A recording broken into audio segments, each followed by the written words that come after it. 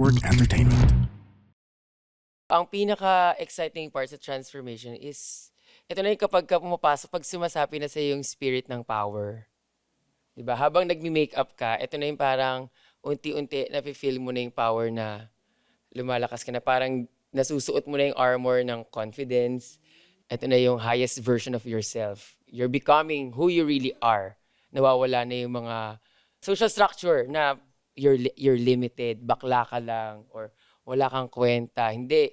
When I am in drag, I feel most powerful. Listen up, yo. Linya Show. Listen up, yo. Linya Show. Listen up, yo. The Linya Show bumabalik every week. Parang yo-yo. Sa office, sa condo, sa FX, sa kanto. Walang pinipili, basta Pilipino. Listen up, yo. Yo, check! Check, mic check. Mic check. To the Asawa ni Badet. millions and millions of listeners around the world, welcome to the Linya Show, powered by Linya and the Pod Network. Woo! Grabe, ang dami natin ngayon dito. No, super special episode tayo ngayon. Live pod to with some of the fans. No, kasama natin ang isa sa pinaka-celebrated drag queens in the Philippines.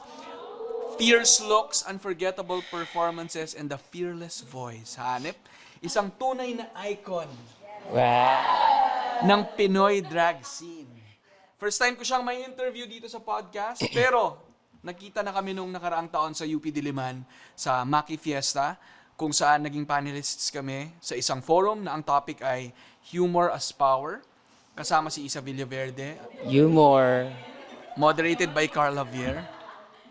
Doon ko unang nasilip ang tapang at talino, at syempre napanood ko rin ang kanyang pasabog na entrance at performance, no.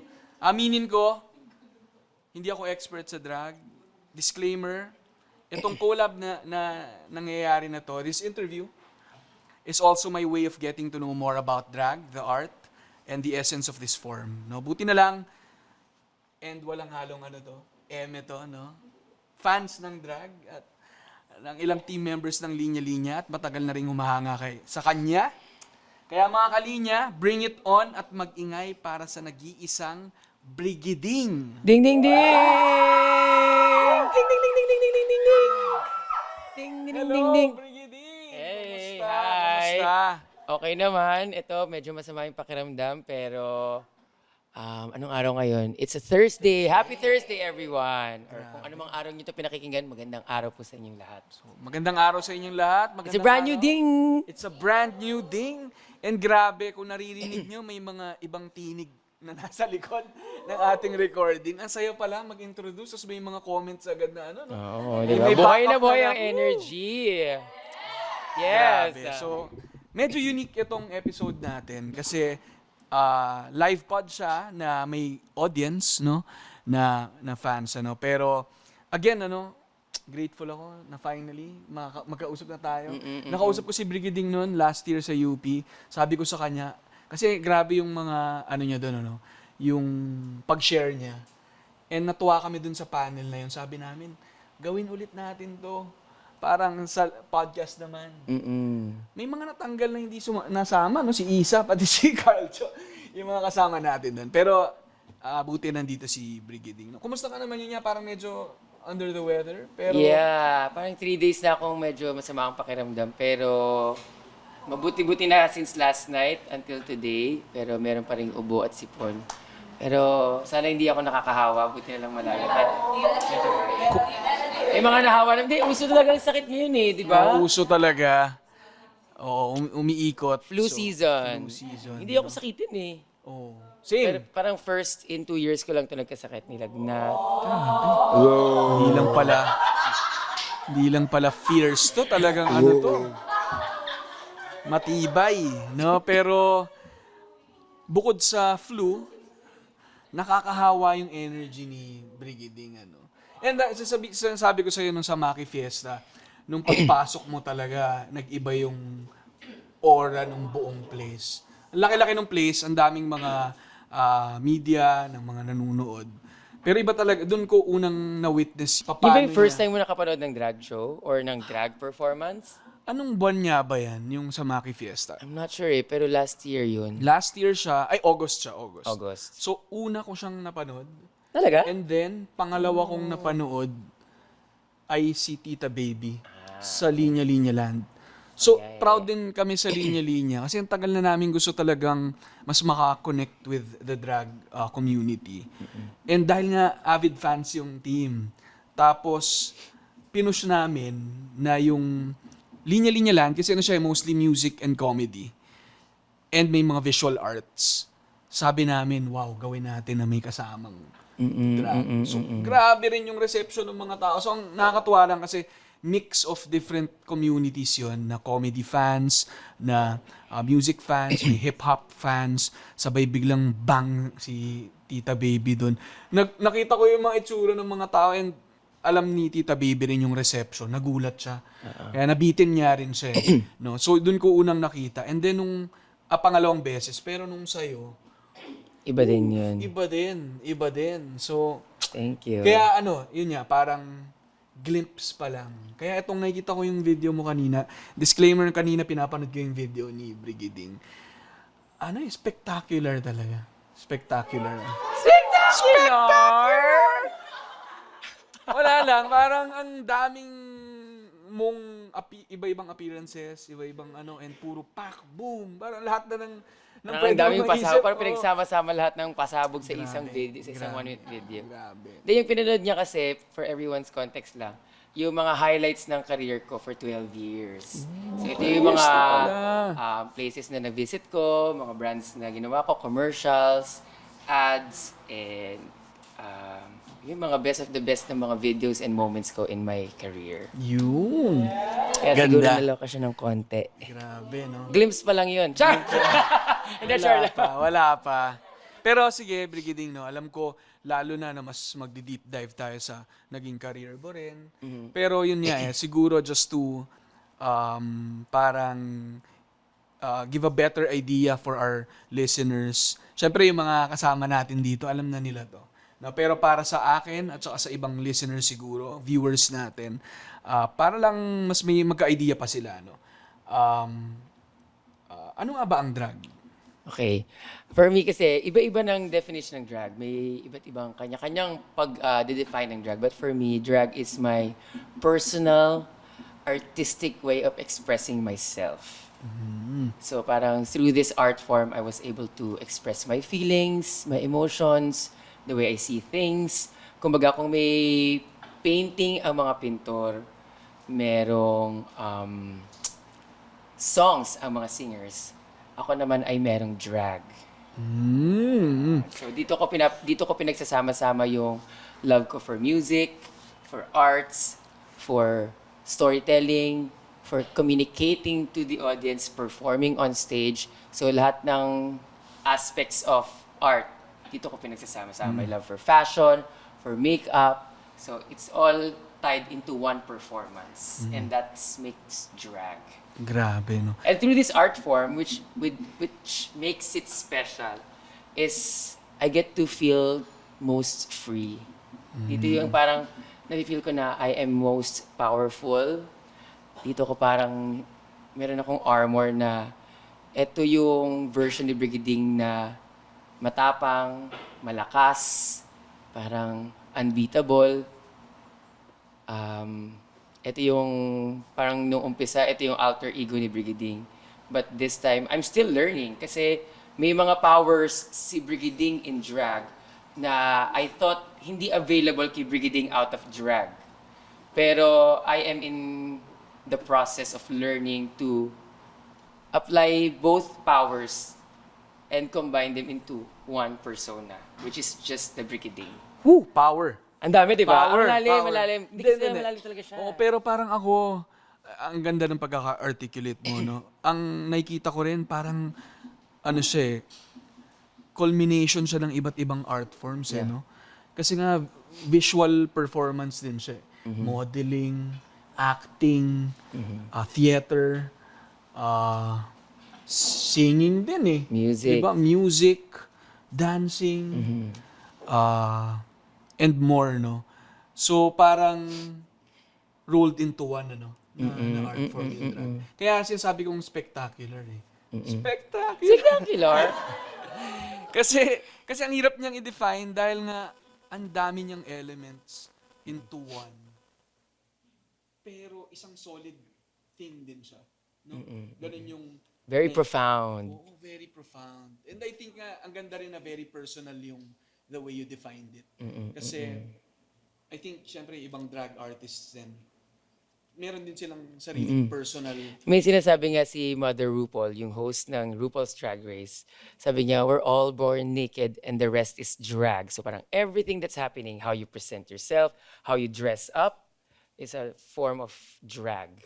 How you present yourself, how you perform for the people to accept you, to embrace you, or to understand you. It's a form of a performance. It's a form of drag. So everything, yeah. Dressing up the studio, it's a form of drag. Ganito ko gustong i-express or ipakilala sa inyo yung studio ng linya-linya. Ito ang drag ng linya-linya. Ganun siya. So, hindi mo lang alam, pero nagda-drugs. Sorry. Bayan. Hindi mo lang, sorry. Hindi mo lang alam, pero parang nagda-drug ka na rin. Oh, we're all doing drag. We're all doing drag. Katawa lang din. Pero, yeah, no, so parang ang ganda lang na magkaroon ng parang umbrella understanding of drag. Pero definitely, no, kailangan mo ring ma-consume, immerse sa art form na to for you to have a better understanding, better appreciation of this art. No? Kasi marami din siyang layer. Iba-iba rin siya ng definition for others. Sa iba, it's their livelihood. Sa iba, kung sa akin, it's my way of expressing myself. Sa iba naman, it's their way of protests. It's their way of rebellion. It's their way of, or their identity. Marami talaga siyang layers. Kaya tama yung sinabi mo na dapat, for you to better understand the art form is for you to watch a drag show. Kasi minsan, bukod sa itinuturo siya sa'yo, matututunan mo lang siya by being inside the event or in the community. By watching the show. Doon mo siya marirealize na, okay, that's drag.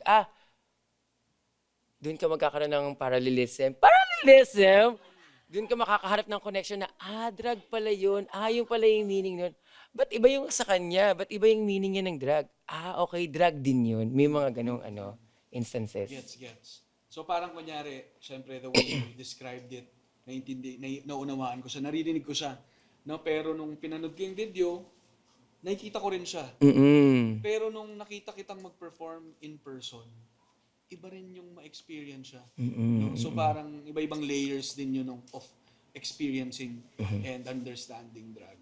Pero yung next level ko na siguro, makapanood ng isang buong drag show na. Feeling ko, wala parang snippets pa lang talaga tong... Oo, I think life-changing siya for some na nanonood ng drag. So itong mga to, I think they're here in front of us because of their first drag shows. Sobrang laking impact sa kanila nung first ever drag show sa kanila and that's why they're here kasi binago talaga nila yung buhay nitong mga to. Ako rin. Ang nagbago ng buhay ko was my first ever drag show. So parang okay talagang maka-experience ng kahit isang drag show then take it from there. No? And maraming katulad ng mga nandito ngayon na mga fans ni Brigading na sunsan na sila dinala. No, for sure, mga hindi tatawa sila, no? O san-san na siguro, mga iba dito. So, for sure, nakikita ko And even nga yung sa team namin na nanonood din, sumama pa sa Thanksgiving. Parang may community So, connection din na parang nagkakaroon ng bagong mga friends and nagiging parang community na nga siya. Pero, curious din ako, Brigading, no? Paano ka nakapag-establish ng drag persona mo?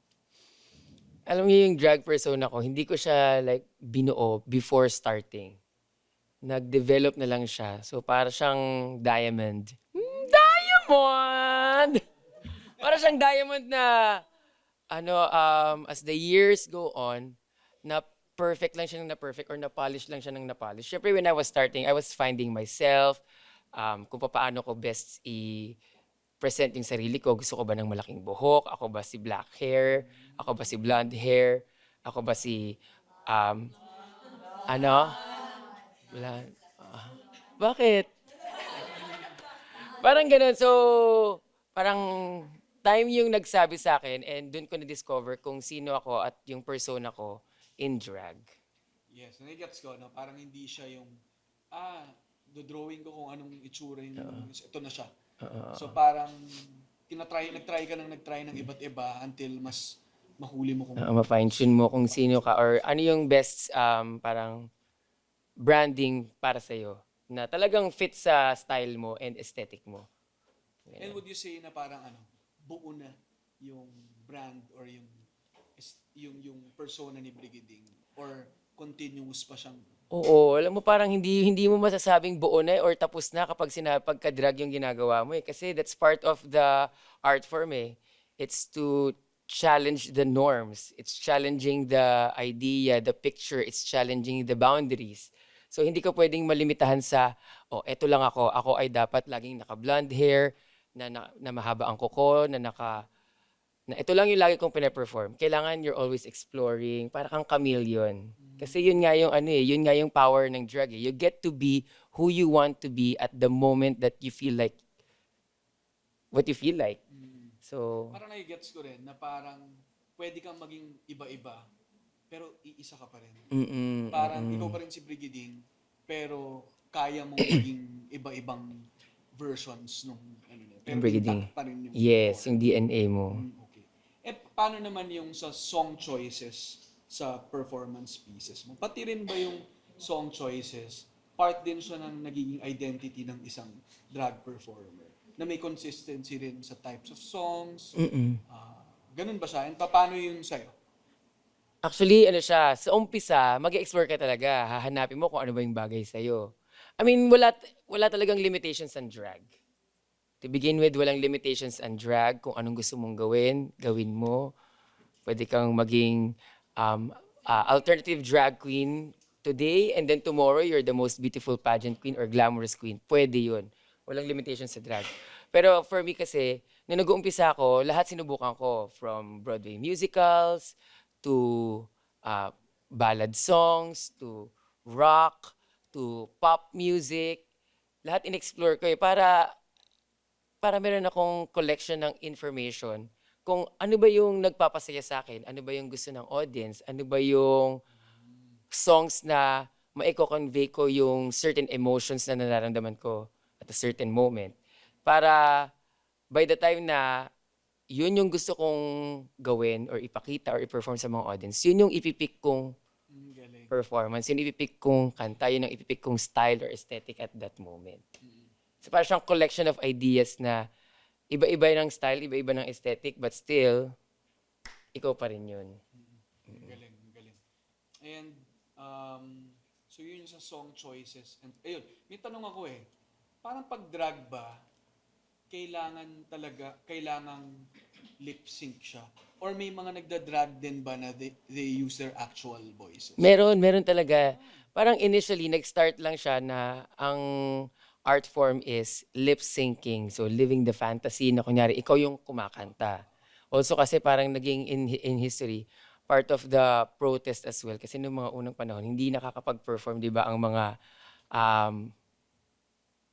mga babae sa theater. So, lalaki yung mga gumaganap ng mga babaeng roles. So, dahil hindi rin sila nakakakanta ng mga babaeng boses, nililip sync nila yung mga songs para makapag-perform. So, maituloy pa rin nila yung palabas or yung mga performances nila. So, parang yun yung pinagsimulan. Pero now, sobrang layo na nang narating ng drag na live singing, may mga recording artist na ngayon, ng mga drag artists. So, talagang nagiging mainstream na and marami nang nakakaintindi at tumatanggap at sumusuporta dun sa drag. Kaya mas marami nang gumagawa ng art form.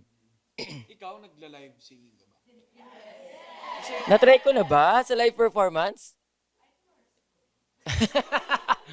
Nakakainis. I can sing. I used to sing. Maganda yung timbre ng boses mo. Ngayon talagang maganda yung timbre ng boses ko kung kailan may sakit ako Hindi, pero I used to sing nung bata ako kasi kumakanta talaga ako. Bago rin ako nag-lip syncing, I used to sing live. So feeling ko dun ko rin nakuha yung parang yung yung talent ng pag lip sync na as if ako talaga yung kumakanta. Akala mo yung tunog galing talaga sa lalamunan ko. Pero dahil kasi marunong akong kumanta nung before. Advantage yun. Malaking advantage siya. Sample daw. Ako, wala akong sinabi dun ha. Pero may naririnig ako. Sige, anong kanta? Ano daw? Ano bang uso kanta ngayon? Ano uso kanta ngayon? Ano? Ano? Mag-request kayo, dali. Ano? Buisit? Nakakainis. I'm yours talaga.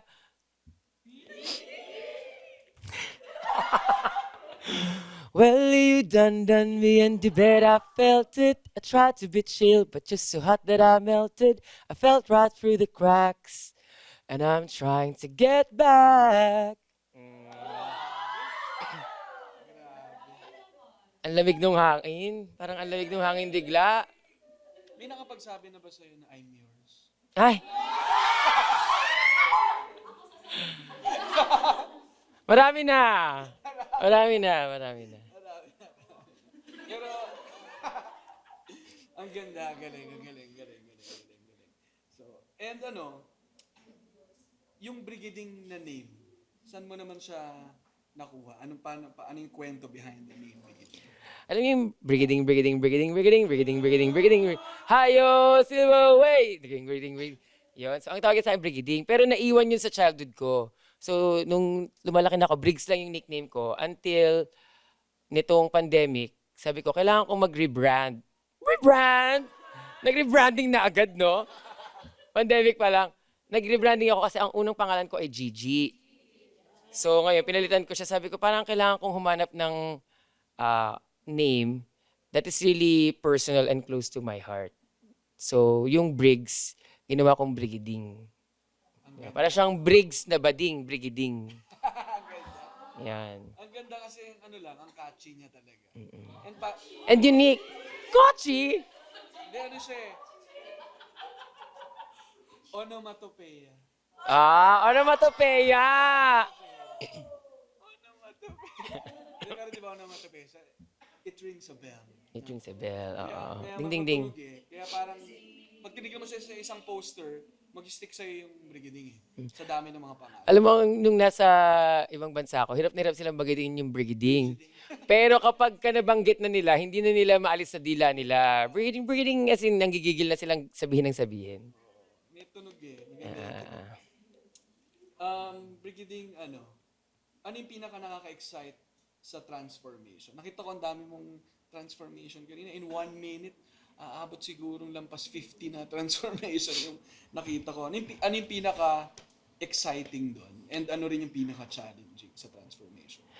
Ako parang feeling ko, ang pinaka-exciting part sa transformation is, ito na yung kapag ka pumapasok, pag sumasapi na sa yung spirit ng power. Diba? Habang nagmi-makeup ka, ito na yung parang unti-unti nafe-feel mo na yung power na lumalakas ka na. Parang nasusuot mo na yung armor ng confidence na ito na yung highest version of yourself. You're becoming who you really are. Nawawala na yung mga social stigma or yung mga social structure na you're limited, bakla ka lang, or wala kang kwenta. Hindi. When I am in drag, I feel most powerful. Yun yung pinakamasarap na part kasi yun yung time na parang nagsiswitch on na from being quiet lang, simple lang, ganyan. Tapos biglang pag naging in drag, talagang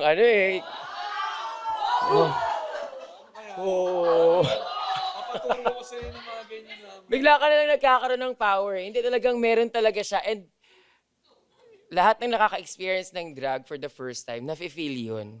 Promise. Kaya ibang sense of power talaga siya. I mean, dapat nga lahat ng tao ma-experience mag-drag for the first time in their lives eh. Kasi ang sarap sa feeling. Parang may matatap kang version of yourself na hindi mo alam na nag-exist pala sa'yo. Wow, may ganun pala, no? Parang na-imagine ko nga habang nagpe-prepare, nagda-drum up yung yung energy na yun. May tawag ba dun?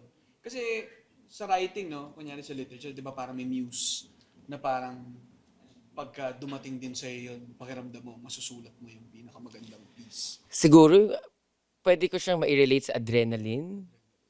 Kasi ano yun as you prepare, nagpe-prepare ka na for the performance of your, magpe-perform ka na. So, ibig sabihin, iniipon mo na lahat ng good energy sa katawan mo, tapos bigla na lang yan sasabog sa performance. Yun na. Ikaw na yung, ano mo, para ka ng si Lord. Di ba? Divine being ka na. Hindi mo na alam kung anong nagagawa mo, kung anong power yung nilalabas mo sa mga tao. Talagang naloloka na lang. Divine, parang something divine. Oo, something divine talaga. Promise. Oo. Dragon. Parang yung sa piyangan ng dragon. Divine intervention. Divine intervention. So, nabanggit mo yung pinaka parang na-excite or na-appreciate mo sa transformation. Pero ano naman yung challenging? Challenging? Walang challenge, guys. Walang challenge. Kasi syempre, ako, I would think na grabe yung preparations, grabe rin yung physically taxing, feeling ko, kung maraming nangyayari sa appearance mo.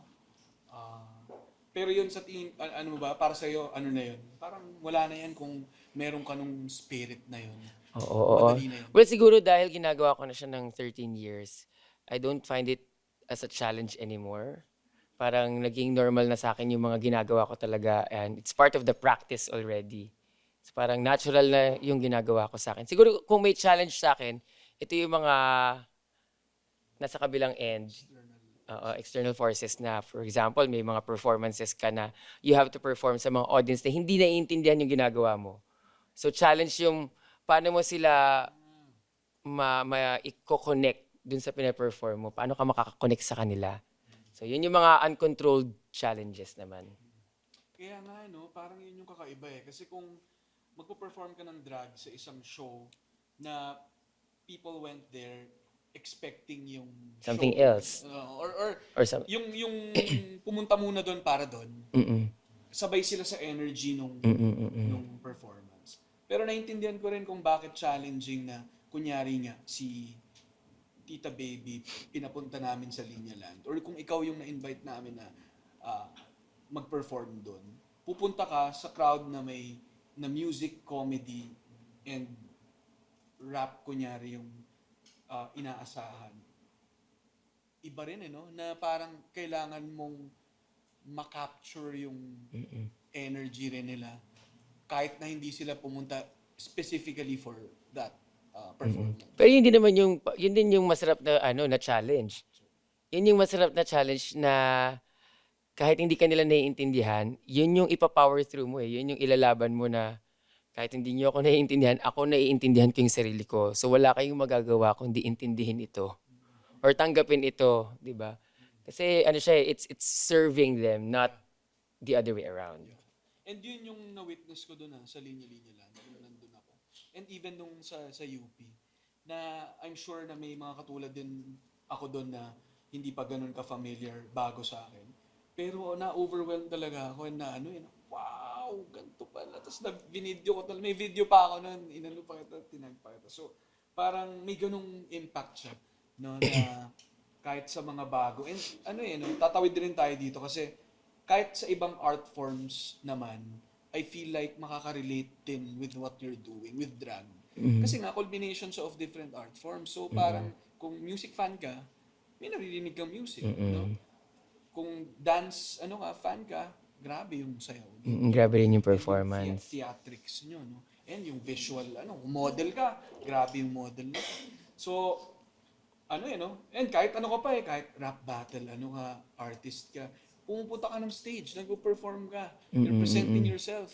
So, feeling ko, hindi mahirap ma-appreciate din ang drag. Hindi siya mahirap i-embrace. It's just a matter of education and allowing yourself, yung opening up yourself to the idea of it. Yun. Sige, mas tayo, Brigitte, mas konting tutok pa sa'yo as an artist. No? Kanina napag-usapan na natin yung development din ng art mo na to. Pero, konting kwento pa sa pinagmulan mo. No? Paano nga ba nagsimula yung appreciation mo sa art in general?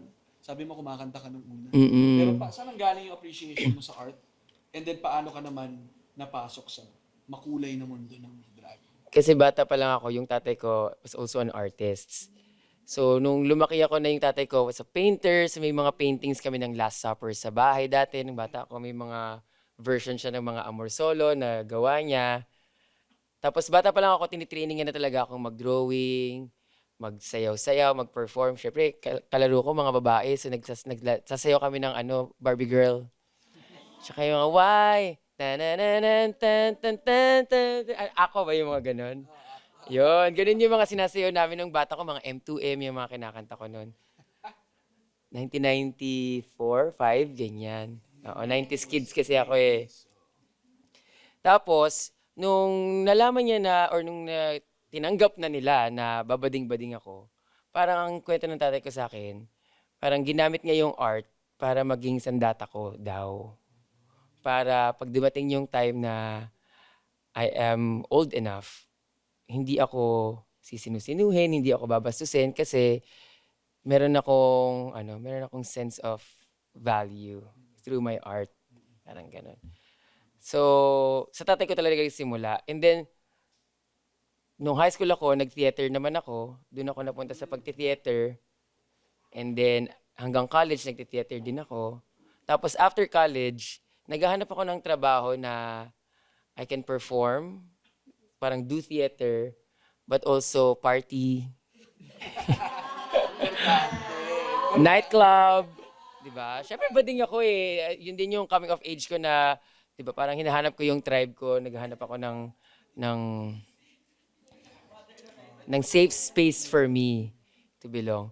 So, doon ko nahanap yung drag.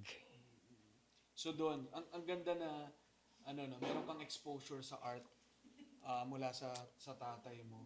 And I think naka-embed sa iyo yun eh, no? Kaya, and ang ganda rin sinabi mo na form din siya of armor din ang art in a way dahil mas nakaka-build ng identity and confidence yung art.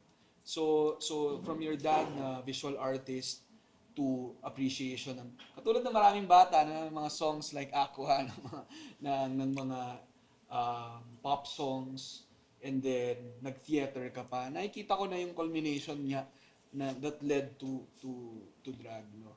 Pero paano mismo yung naging entrance mo sa drag? Ano yung may moment ba na nanood ka ng isang performance and nakita mo yung sarili mo na, uy, bagay sa akin to. That exactly. Kasi gumigimik kami ni Maria Cristina sa O-Bar sa Malate. So yun yung time na parang wala pa kaming pera, so pupunta kami ng Malate, bibili lang kami ng isang bote ng beer, papasok sa bar, tapos yun na yung alak namin for the whole night. Tapos may napanood kaming isang drag queen, may napanood akong isang drag queen na sobrang galing na galing ako sa kanya, as in na-mesmerize ako sa kanya. Na akala ko siya talaga yung kumakanta. I mean, alam ko nagli-lip-sync siya, pero sa sobrang mesmerize ko sa kanya, parang yung boses nung kanta, sa kanya mismo nanggagaling. Sabang pinapanood ko siya, sabi ko, grabe, sobrang bilib ko sa kanya. So parang sabi ko sa sarili ko, kaya ko din gawin yan. So parang, wala pa naman ako experience sa pag-lip sync that much nung time na yon. Pero sabi ko, parang this is something na gusto kong gawin. So doon na ako na-curious sa art form ng drag. So from then on, binabalik-balikan ko na yung mga drag queens sa mga clubs. Tapos yun na, pinush ko na yung friend ko na mag-audition ka na kasi nag-aaral pa ako noon eh. Mag-audition ka na at mag-perform ka na din. Yun din yung time na kasikat ng Single Ladies at saka ng Bad Romance. So yun yung mga time na parang nagpe-perform kaming dalawa ni MC. Ako si Lady Gaga, siya si Beyonce. Pero yung mga showdown lang to after ng klase, 'di ba? Showdown kayo sa school. Habang naghihintay ng next class, ganyan banding lang kayo, performance battle lang kayo kunyari. 'Yun. Tapos yun, nung graduate na ako, siya naman yung nag-pull sa akin na parang, gusto mo ng trabaho na makakapag-perform ka ulit, you can also do lip syncing, o mag-audition ka na dito sa Malate. So yun, nag-audition na ako. Iniwanan ko yung corporate job ko kasi hinahanap ko talaga yung pagpe-perform eh. So doon ko nahanap sa pag-lip syncing and drag yung best livelihood for me and art form for me. So medyo bold move din na from corporate to to full-time performer. So ngayon ba, full-time performer ka? Yes. I've been doing it for 13 years since 2013. 13, 14, 15, 16, 17, 18, 19, 20, 21, 22, 23, 24, 25. Ala, 12 pa lang pala. Grabe, 12. congratulations sa 12 years of Brigading. No, pero Brigading, parang for sure, may mga nanonood, nakikinig ng mga fans ng drag, aspiring drag artists, performers. Paano mo, for sure, ang iniisip din nila, sustainable bang mag full-time sa drag? Maging performer. Not necessarily drag lang, pero as an artist, a performer, full-time job. Paano mo na-sustain and anong mabibigay mo ring advice sa akin? I mean, I think it's sustainable if you really love what you're doing. Diba? Gagawa ka ng paraan para mapagkasya mo yung maliit mong TF. Bakit that time parang ang TF ko noon 500. Tapos from Antipolo, babiyahe ako hanggang Malate. Ng jeep, mga 3 jeep yata or 2 jeep yung sinasakyan. 3 from Antipolo to Cubao, tapos Cubao to Moraita or Quiapo. Madadaanan na yung FU doon. Tapos from there, mag-jeep naman ako pa Malate. So 3 jeep or LRT. Pagkakasyahin mo talaga kasi gusto mo yung ginagawa mo. Napapasaya ka talaga niya, nakainom ka pa. Di ba? Nakaparty ka pa after the work. Oo, so feeling ko basta mahal mo yung ginagawa mo. Kahit na maliit yung kinikita mo sa umpisa, gagalingan mo hanggang sa mag-improve ka at 'di ba? Lumaki yung kinikita mo na kasi babalik naman sa iyo yung yung blessings, babalik sa iyo yung pera. Basta ang core mo is yung pagmamahal mo sa ginagawa mo. Gets, no? So, balik ko lang ng konti, no? Yung start mo, may napanood ka, mesmerize ka, feeling mo may kaya mo rin siyang gawin, no? And then, ngayon, 12 years, tuloy-tuloy mo siyang ginagawa. And, yeah, sinamarize ko lang. Pero, may mentors ka ba? Or communities na tumulong sa yung maghubog sa artistry mo dito sa 12-year journey mo sa drag? Oo naman, madami. Very thankful ako sa mga drag mothers ko nung nagsisimula ako. I mean, first kay Maria Cristina. Siya talaga yung best friend ko since college na nag-push sa akin mag-drag. And also, yung mga nanay-nanayan ko nun, si Mama Omi, si Mama Jaja. Yung first kong napanood na drag queen, yan, tinilong sila Mama Eva sa O-Bar. Si Precious Paula Nicole. Yan yung mga talagang tumulong sa akin when I was just starting nung time na yon. But also, kasama sa gusto kong pasalamatan is yung mentor ko nung theater nung college. Yan talaga yung nagpo-push sa akin sa mga choices ko and aesthetics and style.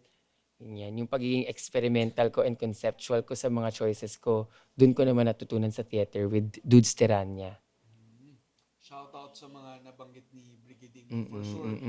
Ang daming And Didi Holiday na naging part din ng Drag Race Season 2 naman. Nasa US na siya ngayon. Dami rin nagtulong para sa journey mo. Oo, hindi kasi madaling magsimula sa pagdadrag kasi sobrang conservative, sobrang cliquish din ng community, siya protective ng community. Na hindi ka basta papasok doon na gusto ko pong mag-perform. Bakit? Sino ka? Bakit ka mag-perform? I mean, lahat tayo gusto dito mag-perform. Why would we give you the spot? Diba? So you really have to Work your way in. Yep. Kailangan mo talagang patunayan yung spot mo, bakit ka deserving na mabigyan ng entablado. Na part ng journey talaga. Part ng journey lahat kasi wala namang binibigay na success na gano'n na lang eh. Siguro ngayon may mga gano'n pero kasi kapag yung success nakuha mo ng mabilisan din siyang pwedeng bawiin sa'yo eh. 'Di ba? So yun. Yeah. So parang kabit-kabit din na relationships yung kailangan mong ma-build along the way para matulungan kang magtuloy-tuloy. And yung wala kasing magaling sa pagdadrag na mag-perform ka ng 1, 2, 3, 1 linggo, 2 linggo, 1 buwan, magaling ka na. Talaga siya, journey talaga siya ng paghubog ng skill at art form na yon. Kaya kailangan mo ng mga tutulong sa'yo, gagabay sa'yo, di ba? When it comes to costume, when it comes to performance, kailangan kasi may tumitingin sa'yo at magsasabi sa'yo kung ano yung maganda sa hindi. So, kailangan ma-build mo yung relationship na yun para ibigay sa'yo yung yung learnings na yun na hindi mo naman makukuha kung saan-saan. Sa loob ng community mo yun makukuha. Feedback din. Yeah. So ngayon, syempre 12 years ka na, nahubog ka rin ng mga mentors mo, ng community, and sabi mo kanina, parang nabanggit mo, meron ka ng sariling space din, na I'm guessing, na ikaw na rin ngayon yung nagme-mentor. Yes. Can you tell Yes. us more about that? Ano yung space na to, and sino yung mga tinuturuan mo rin? After Drag Race Philippines kasi, bumuo ako ng house. It's called House of Ding. So, nandito, members dito is yung mga drag daughters ko, which is Zimba, Bomba, and Felicia. So, yung mga yan, yung mga drag daughters ko, na tatawagin. So, sila yung mga walang experience sa drag, na gustong mag-perform. So, parang mentorship.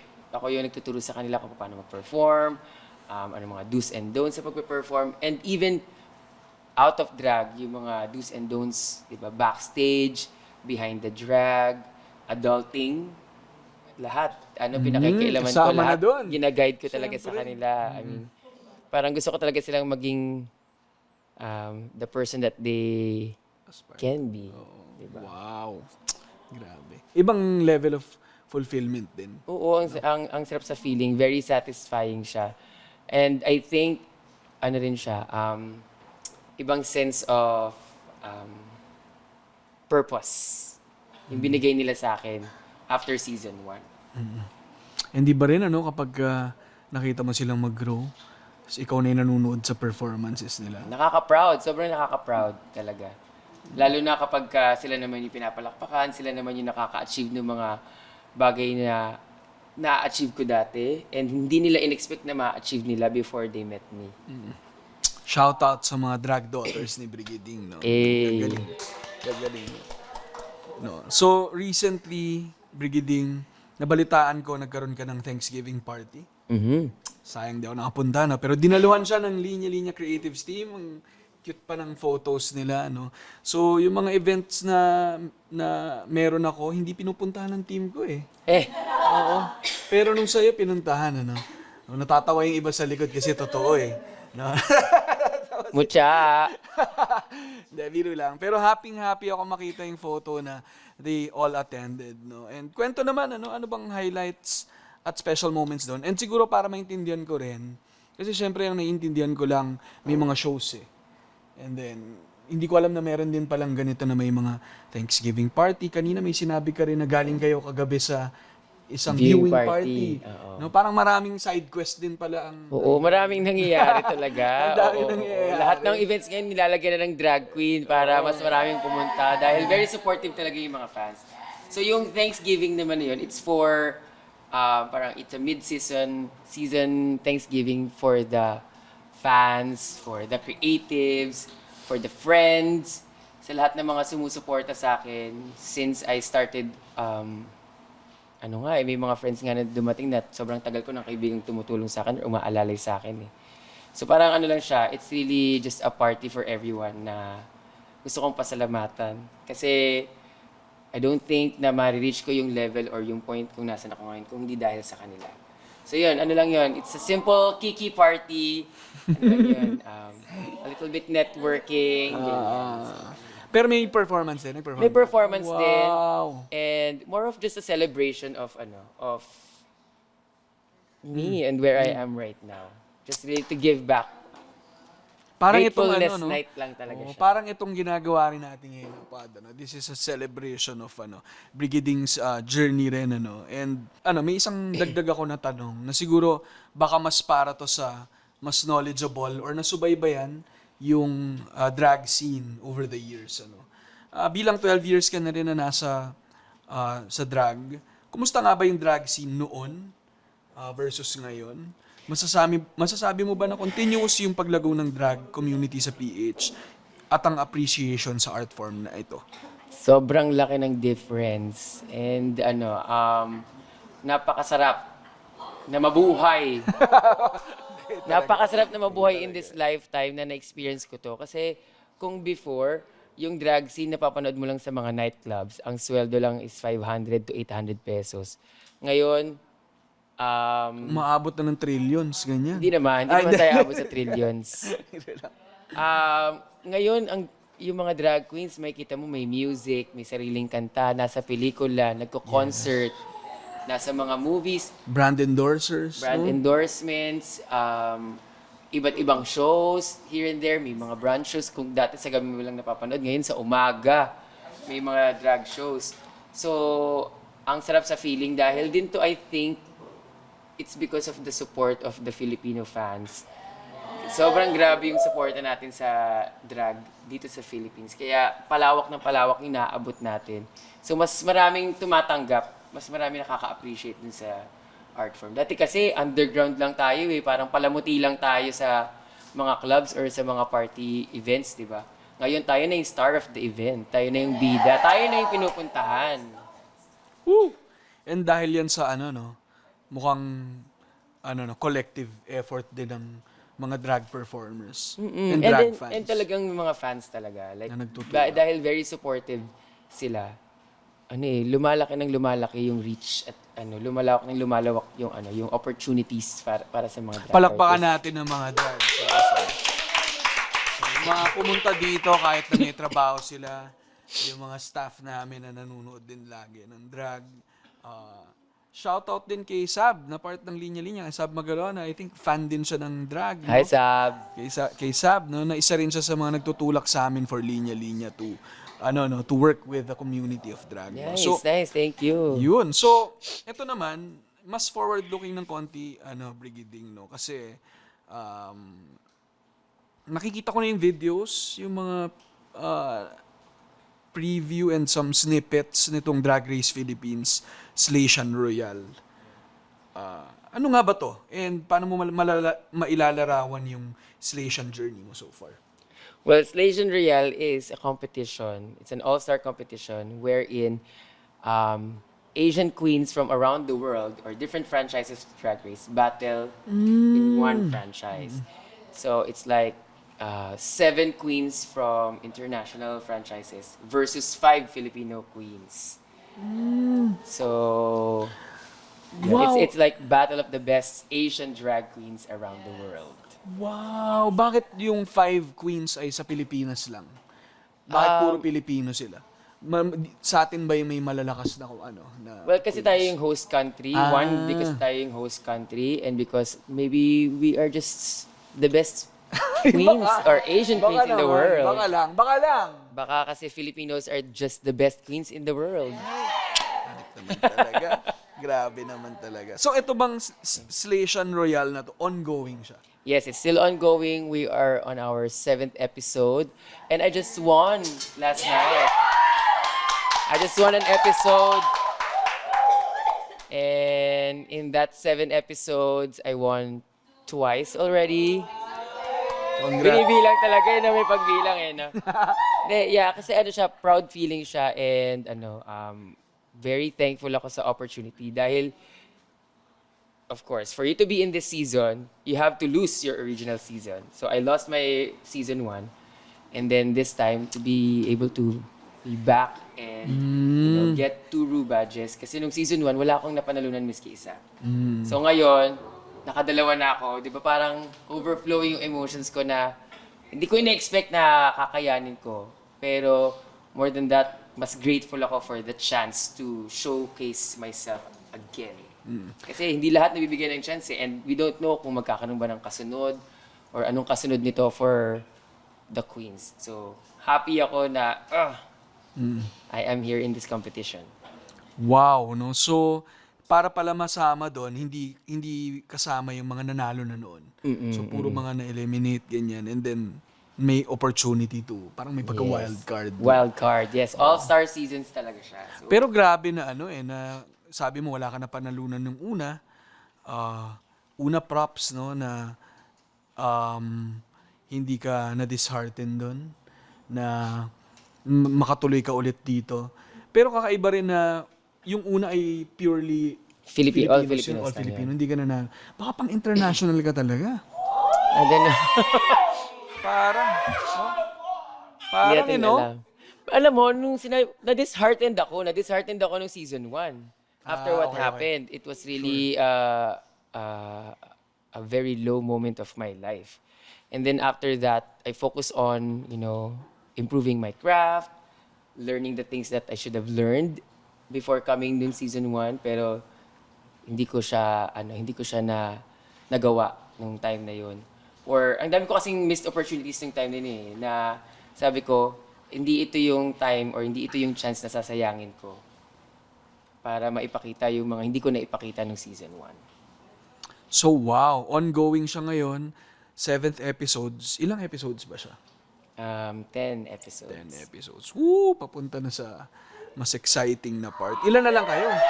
5 na lang kami. Grabe. Ilan na lang yung Pilipino? 4 pa yung Filipino and isang international crew.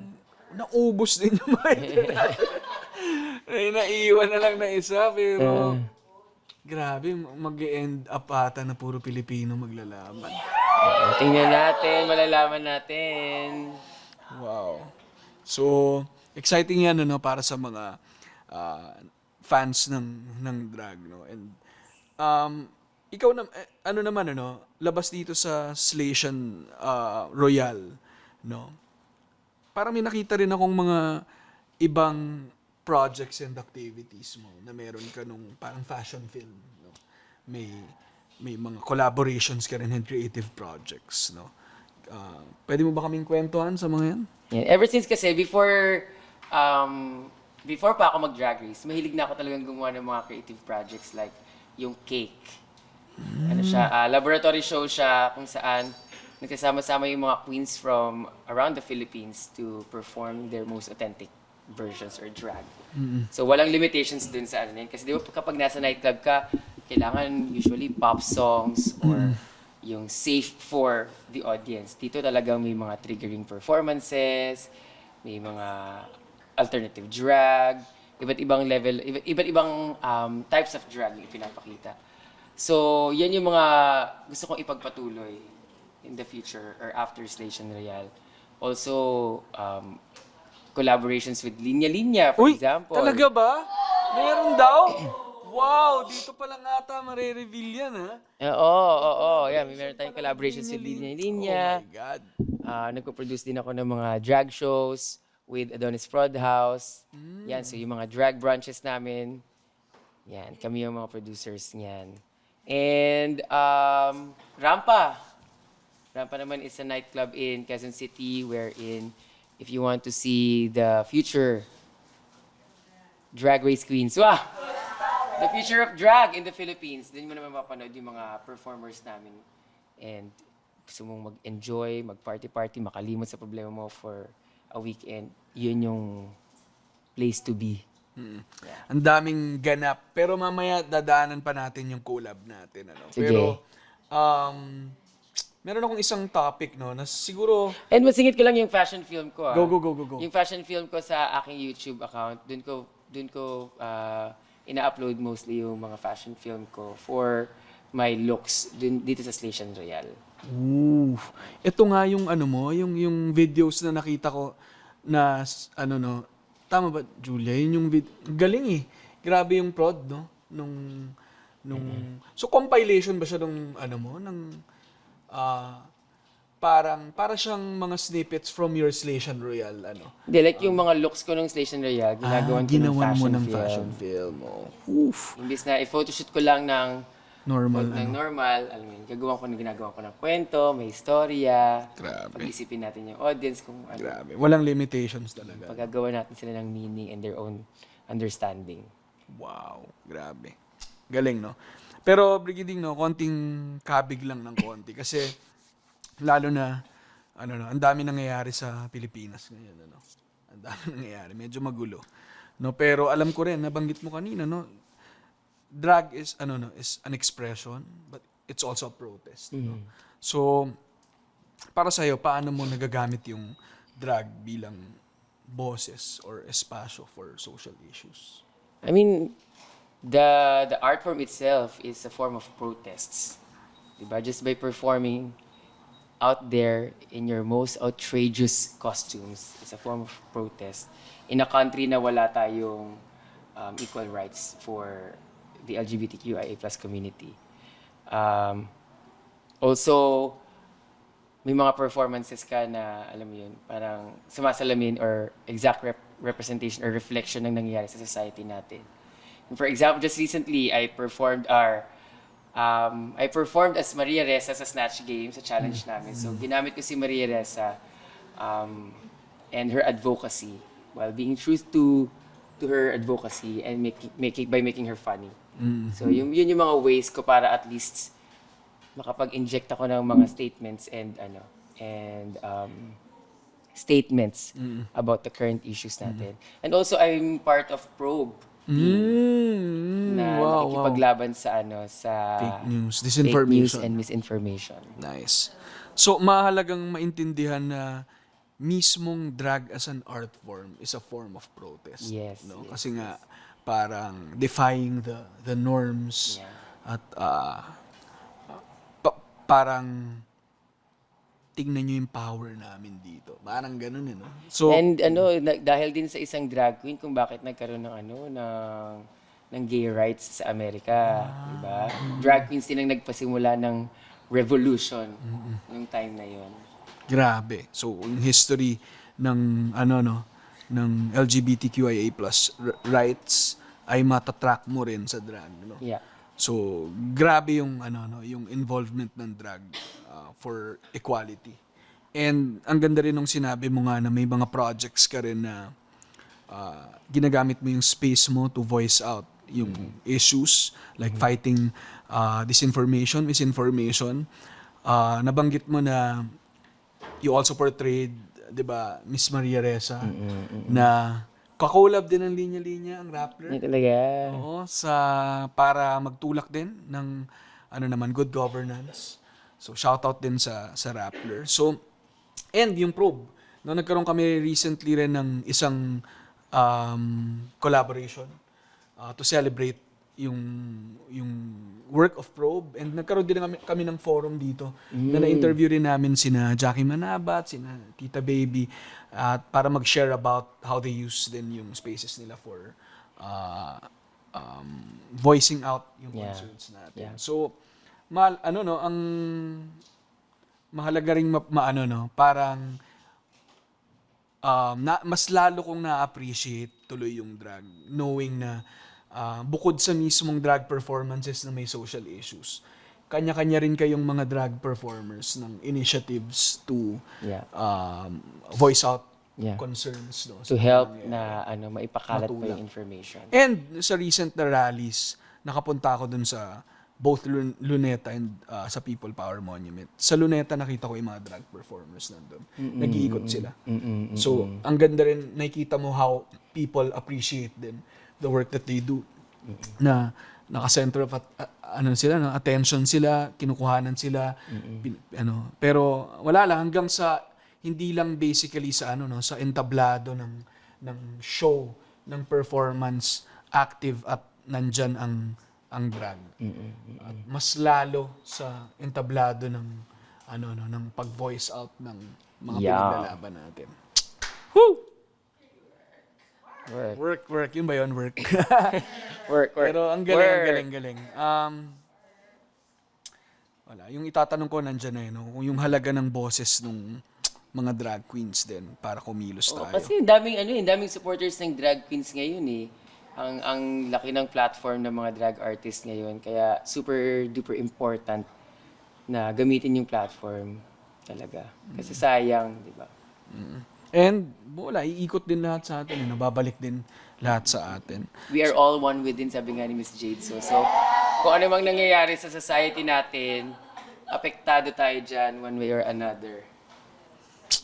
Kaya matakot na ang mga kurakot, no? Meron kaming shirt niyan, no? So, dito na tayo, Brigading, sa part na nabanggit mo kanina yung collaboration with Linya Linya, no? So, una, salamat, Brigading. Oo naman. Kakulab namin for this project, no? Eh. At actually, nandyan na tayong shirt natin, no? So, hinabol pa natin tong shirt na to. Unang appearance O, di ba? Galing Sampayan. Galing Sampayan, no? Nilabhan mo pa talaga, ha? Oo. Hindi mo nakusot yung kilikili. Sinuot pa siguro tinimot siya. Limot siya. Pero wow, unang appearance ng Bring It On Darling, Brigading, linya-linya ex-Brigading shirt. Eh, ganda. Ayan, ano. As in, fresh from the printing pa ito na inabol natin. Wala pa yung stocks dito, pero abangan nyo, magiging available na siya sa linya-linya.ph. Pero wala lang, ang saya lang nito. And again, ano, yung nag-create nitong art na to ay isang big Brigading fan. Kaya Shout parang out. all the more na mas meaningful yung collaboration na to, no? So, siguro yung ano lang, itong line na to, Brigading, anong ibig sabihin sa'yo nitong Bring It On, Darling? Bring it on, darling. Ano siya eh, parang siyang mantra eh. Parang, bring it on, darling. Whatever happens to you, kakayanin mo yan.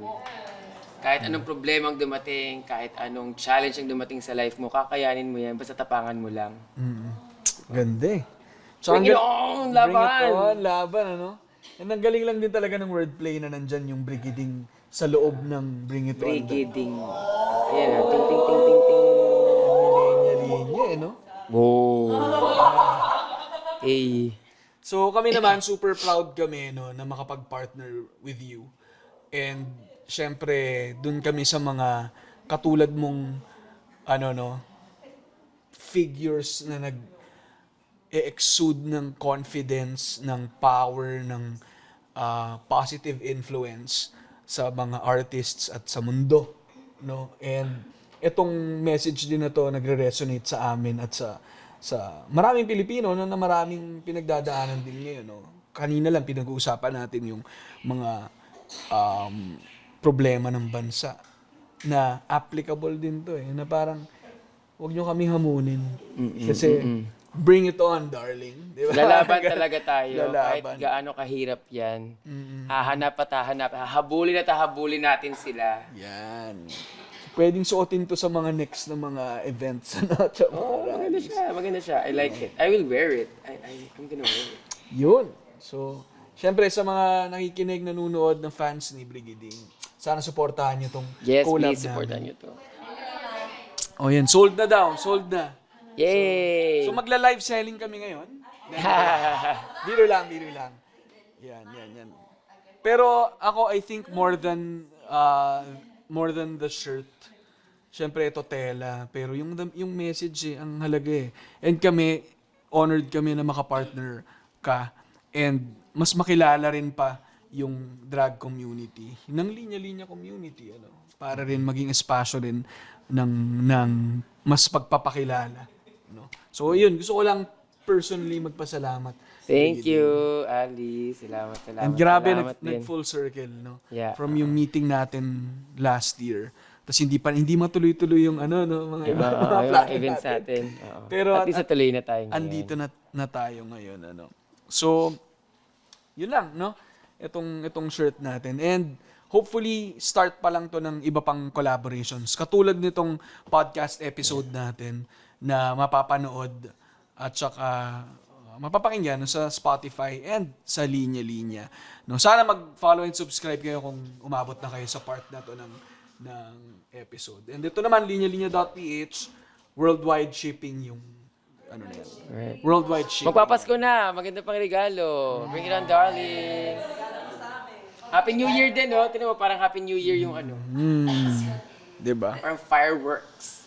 Yun.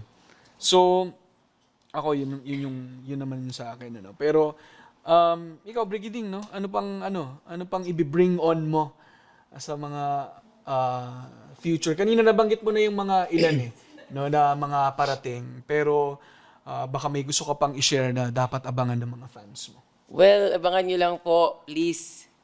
Slation Royale every Wednesday.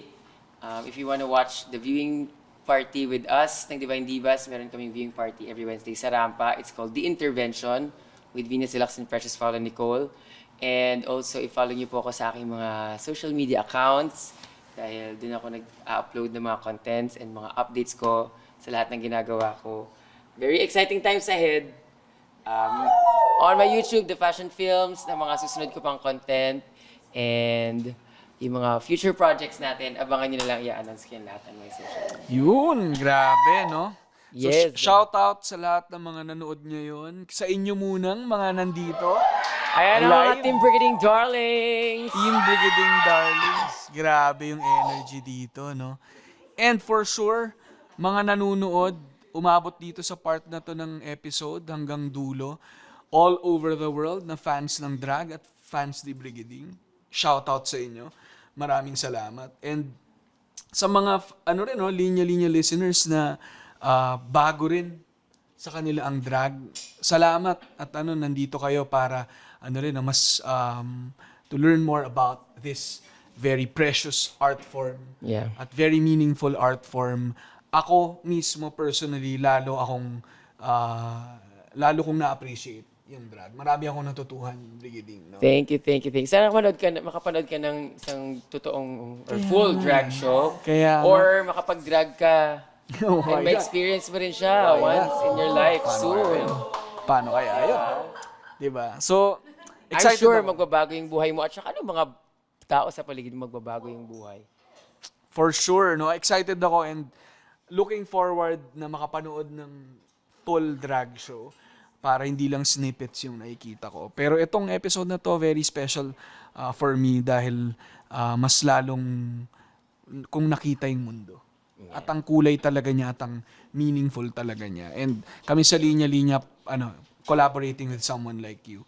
And a community like this is very special sa amin. Kaya maraming salamat din sa pagtanggap sa inyo. Thank you guys. Salamat, darlings. Guro, na Mama. lang, any closing, na lang, Brigading, ikaw nang mag-close ng ating show. Maraming salamat. Maraming salamat. Paano ba tayo ka-close?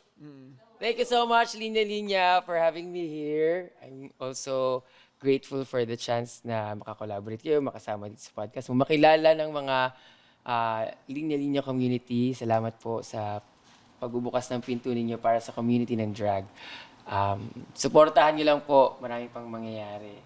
Habang maaga, malaman niyo na kung ano yung art form na ginagawa namin para mas maintindihan ninyo at mas madali ninyong mahalin. Yun. Sana all minamahal. Yan. Hey! Ingat kayong lahat. Thank you, Brigading. Thank you! Gets ka namin. Thank you. Salamat Thank you. sa inyong lahat. Ingat kayong lahat, guys. No? Maraming nangyayari sa bansa. No? Tuloy lang tayo. Tuloy na yung laban ng Bring It On! Bring it on! Woo! Thank you, guys! Thank you. Saya naman.